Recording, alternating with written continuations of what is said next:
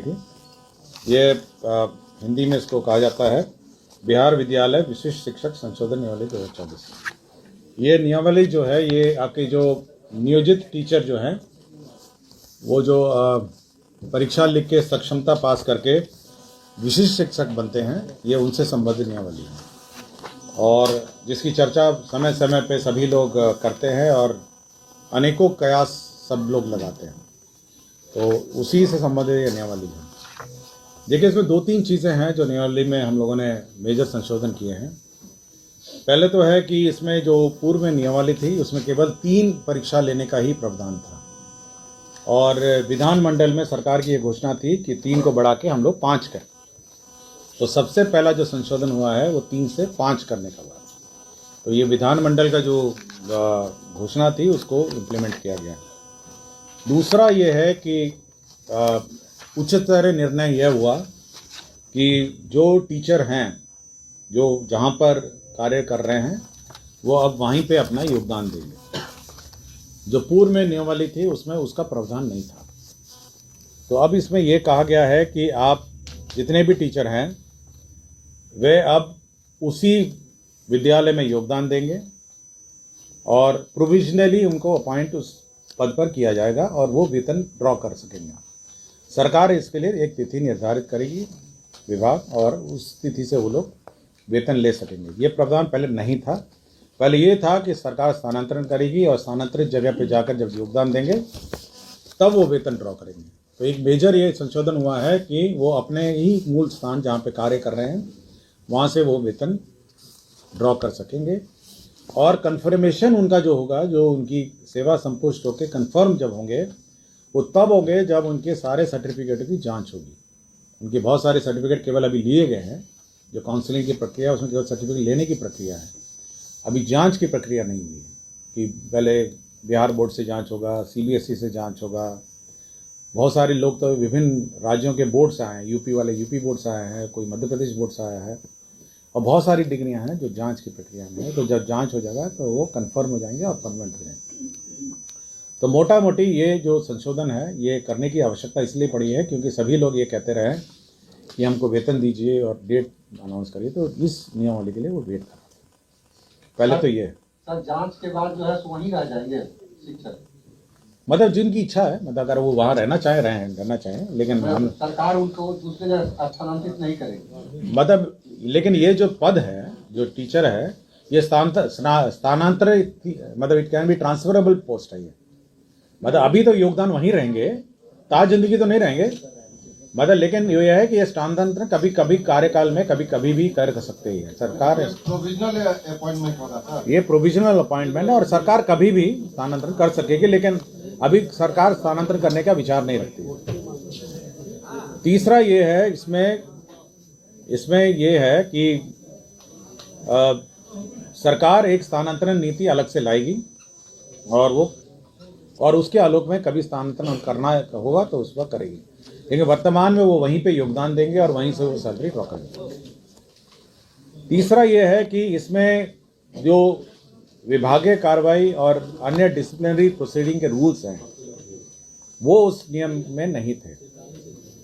तो अब ये है कि उसमें माइनर पनिशमेंट क्या होंगे, किस कारण से होंगे, मेजर पनिशमेंट्स क्या हैं, वो किस कारण से होंगे। जो सरकारी सेवा के जो नियमावली है वो इन पर लागू होगी। तो सारे नियम जो सरकारी सेवक पे नॉर्मली विभागीय कार्रवाई के लिए लागू होते हैं वो इन पर भी लागू होंगे। इसमें एक प्रोविजन और किया गया। देखिए, सरकार ने जो स्थानांतरण नीति है वो बहुत ही उदारपूर्वक, जहां टीचर ने मांगा वहां पे उस स्थानांतरण का सरकार ने उदारपूर्वक नीति अपनाई है। टीचरों ने कहा कि हमको जहां पे कार्य कर रहे थे वहां करिए, कुछ टीचर ने कहा कि नहीं हमको जहां पे हमारी इच्छित स्थान है वहां करिए। तो सरकार हमेशा बहुत ही उदारपूर्वक नीति के अनुसार सरकार स्थानांतरण करती आई है और ये हम लोग का विचार ये है कि जो भी नीति है वो उदारपूर्वक होनी चाहिए स्थानांतरण नीति। हम लोग को कोई ऐसा नहीं है, सरकार का ये नहीं है कि टीचर्स को कोई कष्ट हो प्लेस ऑफ पोस्टिंग में, और हम लोग ये सभी कंसिडर करके कर रहे हैं। लेकिन एक प्रोविजन इसमें इस नियमावली में रखा गया है जो कि बहुत महत्वपूर्ण है और जिसके बारे में पहले भी चर्चा की गई है कई जगह। वो ये है कि अगर आप पढ़ाएंगे नहीं और आप लोकल पॉलिटिक्स में इन्वॉल्व होंगे, आप अन्य टीचर को डिस्टर्ब करेंगे और आप विद्यालय का माहौल बिगाड़ेंगे, तब जिला पदाधिकारी आपको उस स्कूल से किसी भी ब्लॉक और किसी भी अनुमंडल में स्थानांतरण कर सकता है। और अगर वो रिकमेंड राज्य सरकार को करेगा तो वो जिला भी बदल सकते हैं।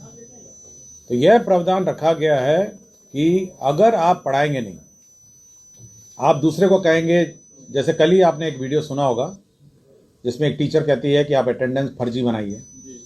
हम ही को सूचना मिली थी, हमको किसी ने मिल के दिया है। वो ऐसा नहीं है कि अचानक वो प्रकट कहीं से हो गया है।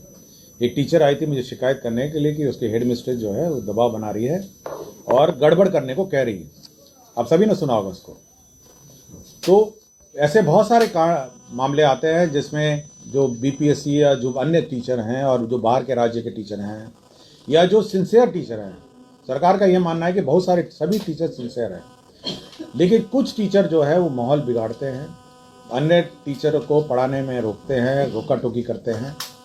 और साथ ही कि भाई आपको पढ़ाने की क्या ज़रूरत है, या अटेंडेंस लगा के भाग जाना, ये प्रवृत्ति थोड़ी बहुत ही निकटतम वाले टीचरों में है, जहाँ जिनका घर बिल्कुल स्कूल से सटे है, अटेंडेंस लगाइए घर पहुँच जाइए। तो इस प्रकार की अगर प्रवृत्ति नोटिस की जाएगी तो जिला पदाधिकारी उनको उस स्कूल से स्थानांतरण कहीं पे भी कर देंगे जिले में। और अगर वो रिकमेंड करेगा तो जिला से भी बाहर जो डायरेक्टर हैं वो कर सकेंगे। सुना होगा उसको। तो ऐसे बहुत सारे मामले आते हैं जिसमें जो बीपीएससी या जो अन्य टीचर हैं और जो बाहर के राज्य के टीचर हैं या जो सिंसियर टीचर हैं, सरकार का यह मानना है कि बहुत सारे सभी टीचर सिंसियर हैं, लेकिन कुछ टीचर जो है वो माहौल बिगाड़ते हैं, अन्य टीचर को पढ़ाने में रोकते हैं, रोका टोकी करते हैं। और साथ ही साथ बहुत ही मतलब ये भी कह देते हैं कि भाई आपको पढ़ाने की क्या ज़रूरत है, या अटेंडेंस लगा के भाग जाना, ये प्रवृत्ति थोड़ी बहुत ही निकटतम वाले टीचरों में है, जहाँ जिनका घर बिल्कुल स्कूल से सटे है, अटेंडेंस लगाइए घर पहुँच जाइए। तो इस प्रकार की अगर प्रवृत्ति नोटिस की जाएगी तो जिला पदाधिकारी उनको उस स्कूल से स्थानांतरण कहीं पे भी कर देंगे जिले में। और अगर वो रिकमेंड करेगा तो जिला से भी बाहर जो डायरेक्टर हैं वो कर सकेंगे। लेकिन यह किसी के विम्स एंड फैंसीज पे भी हम लोगों ने नहीं छोड़ा है। उसको 3 दिन का नोटिस दिया जाएगा, 3 कार्य दिवस का। टीचर साहब को जवाब देना होगा कि क्यों नहीं आपको उसके प्रखंड, उसके जो स्थापित जगह है वहाँ से स्थानांतरण अन्य ब्लॉक में किया जाए या फिर जिला से बाहर किया जाए, या उसको शो कॉज देना पड़ेगा और उस शो कॉज के आधार पर वो ऑर्डर होगा। नंबर 1, अगर वो शुद्ध है जिला पदाधिकारी आदेश के, तो अपील का प्रावधान है कि राज्य सरकार के स्तर पर सचिव महोदय डायरेक्टर के यहाँ अपील करेगा, और डायरेक्टर के अगर ऑर्डर से शुद्ध है तो सचिव के स्तर पर अपील करेगा। तो अपील का भी प्रावधान है। ऐसा नहीं है कि हम लोग मतलब अराजकता की स्थिति है कि कोई किसी को ट्रांसफर करेगा, लेकिन हम लोग उसको शोकॉज पूछेंगे। डीएम के खिलाफ बोलेगा डायरेक्टर, जो निदेशक है एजुकेशन डिपार्टमेंट में, और निदेशक का जो अपील होगा वो सेक्रेटरी एजुकेशन के अपील में होगा। तो उसका अपील का भी हमने प्रावधान दिया। मैं इस प्रावधान की बात कर रहा हूँ, ये जो स्पेसिफिक कि अगर आपको जो आपका जो पदस्थापित स्थान से अगर आप पाए गए कि सपोज आपको विरुद्ध कंप्लेंट हुआ कि आप स्कूल में पढ़ाते नहीं हैं, अटेंडेंस ला के भाग जाते हैं, तो कंप्लेंट करेगा पब्लिक काम। अभी तो इसी में है, यही प्रावधान बाकी में भी लागू होंगे, लेकिन क्योंकि ये नियमावली संशोधन हो रही है तो अभी तक इसी पे अभी तो इसी की नियमावली की बात कर रही है ना, अभी दूसरी नियमावली की बात नहीं हो रही है। तो अभी तो ये है कि अगर आप किसी भी हालत में सपोज आप पाए जाते हैं कि रोज आप आते हैं और घर भाग जाते हैं, तो पब्लिक कंप्लेन करेगा तो आपको नोटिस दिया जाएगा कि ऐसे ऐसे शिकायत आपके विरुद्ध प्राप्त हुई है। तो आप उसके विरुद्ध आप जवाब देंगे कि नहीं, हम तो बिल्कुल लगातार पढ़ाते हैं, शिकायत गलत है, तो उसकी जांच होगी और उस पर ऑर्डर होगा। अगर ऑर्डर हो गया और आपके विरुद्ध हुआ तो आप अपील कर सकते हैं। तो अपील का भी प्रावधान हम लोगों ने 2 स्तर पर रखा है, इसलिए बिल्कुल एक हियरिंग का भी मौका दिया है। लेकिन यही है कि ये बहुत ही कम शिक्षक ऐसे होंगे जो इस दायरे में आते होंगे, लेकिन ज़्यादातर शिक्षक समय पर पढ़ाते हैं और रुचि लेके पढ़ाते हैं। बहुत ही कम शिक्षकों की कंप्लेंट आती है, लेकिन उनके लिए भी ये प्रावधान किया गया है कि अगर आप पढ़ाएंगे नहीं तो आपको अपने पदस्थापित स्थान से ट्रांसफर कर दिया जाएगा। इसलिए ये नियमावली में जो एक तरफ जहाँ पर आपके पदस्थापन स्थान पर ही आप योगदान देकर वेतन लेने का प्रावधान कर दिया गया है, वहीं अगर आप वहाँ पे बैठ के पढ़ाएंगे नहीं और अन्य कार्य में व्यस्त रहेंगे तो उन पर कार्रवाई करने का भी प्रावधान इसमें किया गया है। सर सर्टिफिकेट सत्यापन कब तक कर दिया जाएगा? हम लोगों ने भेजा है, अभी तो बहुत सारे सर्टिफिकेट आ गए हैं, करीब हम लोग के 3 लाख टीचरों का भी प्रोसेस में है। अभी तो केवल हम लोग सर्टिफिकेट प्राप्त कर रहे हैं काउंसलिंग में, और सैलरी तो हम लोग ज्वाइनिंग भी ले रहे हैं और सैलरी भी हम लोग ज्वाइनिंग कर ले रहे हैं। शिक्षकों की संख्या कितनी है कुल? हाँ, शिक्षकों की संख्या कितनी है कुल बिहार में अभी?